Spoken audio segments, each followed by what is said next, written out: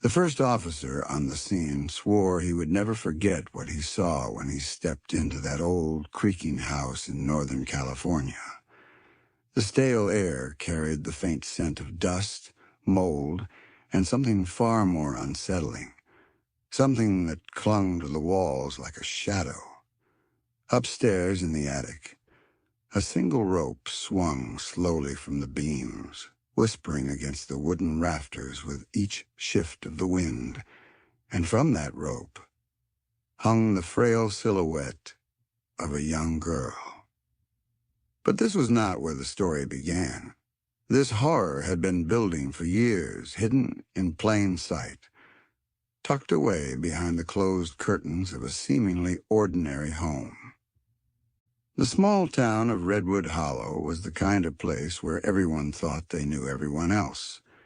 A quiet community, tucked among redwood trees where neighbors smiled politely at the grocery store and waved as they drove past. No one suspected that inside the faded yellow house at the edge of town, a father was concealing a darkness that would one day erupt into something unspeakable. The man's name was Richard Hale. To most, Richard appeared to be nothing more than a strict but ordinary father. He worked odd jobs around town, kept to himself, and rarely allowed outsiders into his home. His daughter, Emily, was a bright-eyed 13-year-old who rarely spoke in public, but always had a nervous energy around her. Teachers described her as quiet, almost too quiet, and classmates remembered her as the girl who never stayed after school, the one who always rushed home. Why? What was waiting for her in that house? What secret gripped her so tightly that she never dared to speak about it? Neighbors occasionally heard raised voices echoing from the Hale residence, followed by sudden silence. Sometimes, late at night, a faint thumping sound came from the attic windows, as if something or someone was desperately trying to get out. But people looked the other way. In towns like Redwood Hollow, it was easier to pretend nothing was wrong than to confront the possibility of horror living next door. As investigators later pieced together, Richard's mind was a labyrinth of obsession and paranoia. He believed his daughter was cursed, that she carried with her some invisible darkness that only he could purge. He became consumed by a twisted conviction that Emily needed to be isolated, controlled, punished for sins she never committed. It began with small acts of cruelty. Locks installed on her bedroom door, meals withheld, days where she wasn't allowed to leave the attic. Richard told neighbors that Emily was sickly, that she didn't like to be around people, and because he was calm, polite, and convincing, no one asked too many questions.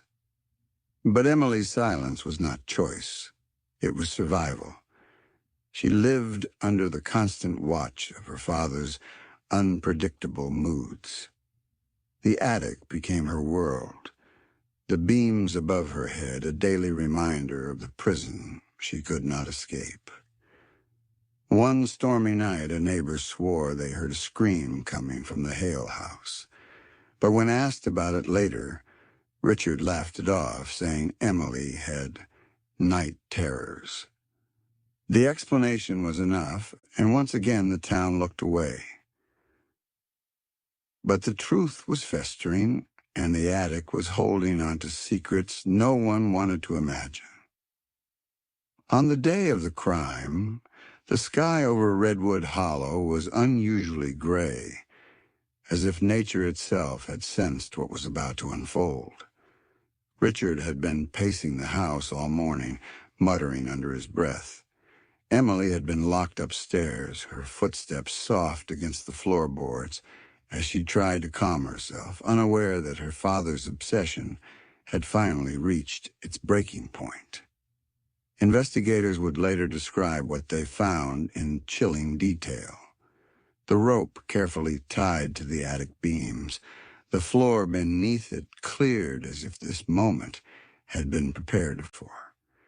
The attic, usually cluttered with boxes and old furniture, had been transformed into a stage for Richard's twisted ritual. Why did he do it? Was it madness? Was it the culmination of years of paranoia, guilt, or delusion? No one could say for sure. What they knew was that a man, a father, had crossed the line into something unspeakable, and the attic of that yellow house had become a place of nightmares. The police report would record it clinically. Victim located in attic, suspended from ceiling beam, signs of long-term neglect present. But the officers who entered that attic didn't see just a victim. They felt something else, a presence heavy and unrelenting, as if the house itself carried the memory of what had happened there. Even years later, locals would avoid walking near the property after dark. They whispered about strange noises, about a faint sound of creaking wood echoing from the attic when no one was inside. Some swore they saw the flicker of a figure at the window, a shadow that shouldn't have been there. But at the center of it all was one haunting question. How could a father, the person meant to protect, become the very monster his child feared most? And as I recount this story to you, the image remains clear. The rope swinging gently, the silence of a house that had hidden screams for far too long, and a father who believed his own twisted delusions more than the innocence of his daughter.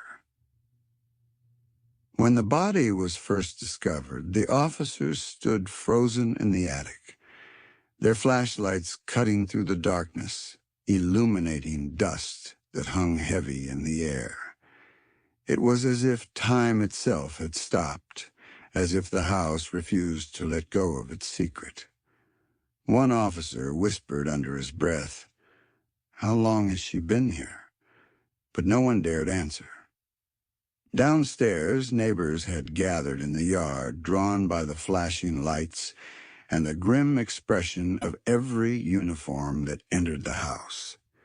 The air outside smelled of wet earth from the earlier rain, but inside the Hale residence, it reeked of despair and something older, deeper, like forgotten grief. Detectives quickly secured the scene, photographing every detail of the attic.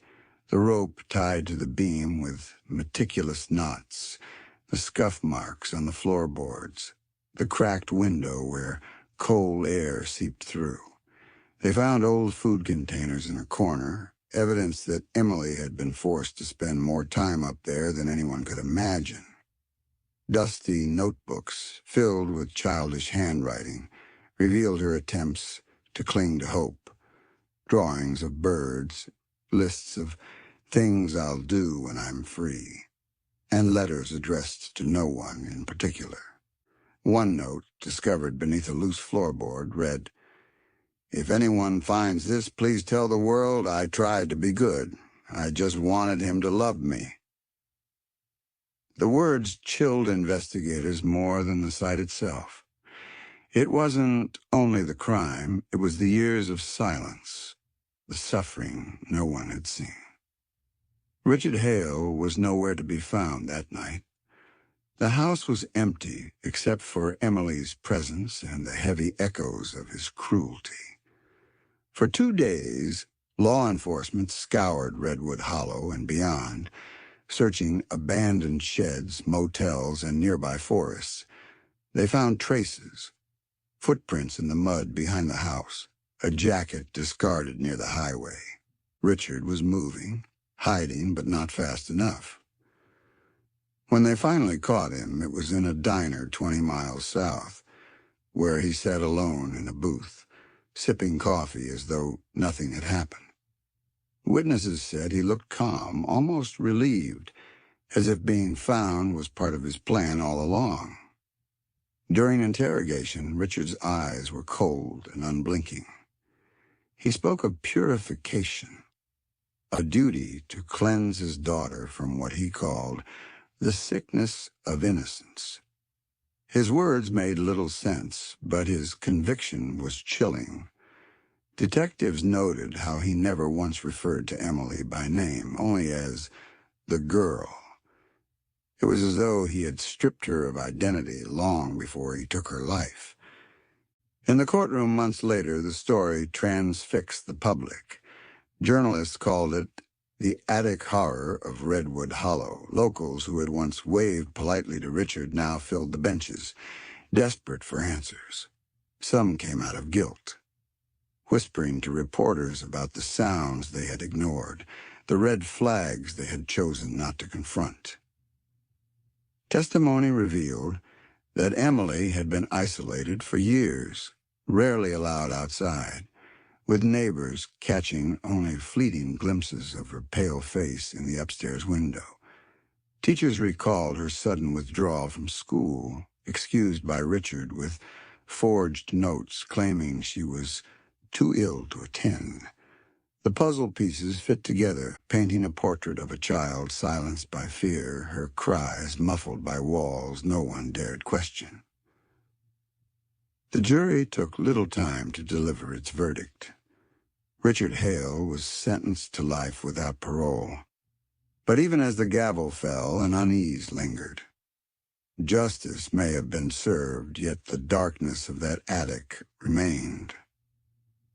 After the trial, the yellow house stood abandoned. Boards covered the windows, the paint peeled, and weeds overtook the yard. Children dared each other to run up the porch steps at night, swearing they heard faint scratching from inside. Some claimed that if you pressed your ear to the front door, you could hear a girl's voice whispering for help. Urban legends grew. People said the attic beams still creaked at midnight, swinging to a rhythm no wind could cause. Others swore they saw a pale figure at the window, her eyes wide with silent pleas. The town, once eager to forget, could not escape the shadow of what had happened in that house. And perhaps that's why the story refuses to fade. It isn't just the horror of one man's cruelty. It's the reminder of silence, of the many chances to intervene that were ignored. The neighbors who turned away, the teachers who stopped asking, the friends who didn't knock on the door. Today, when people in Redwood Hollow talk about the Hale attic, they lower their voices. They describe it as cursed, a place where time is forever trapped in the moment Emily's life ended. The boards may cover the windows, but locals claim light sometimes flickers inside as if she still wanders, searching for the freedom she was promised but never given. And now, as you listen to this story, imagine standing at the bottom of those attic stairs. The wood groans under your weight. The air grows colder with each step. At the top, a rope still hangs from the beam, swaying gently, even when there is no breeze. You hesitate, your breath caught in your throat. Somewhere in the shadows, you swear you hear it, a soft, broken whisper. I just wanted him to love me. And that's when the truth hits you. The house may be abandoned, but the attic is never empty. If you made it this far, you've stepped into the darkness of one of the most haunting stories California has ever known. But this is only one tale among many. Subscribe to The Black Crimes and join me as we uncover more chilling accounts hidden in America's forgotten corners. And remember, sometimes the scariest monsters aren't strangers in the dark. They're the ones waiting at home.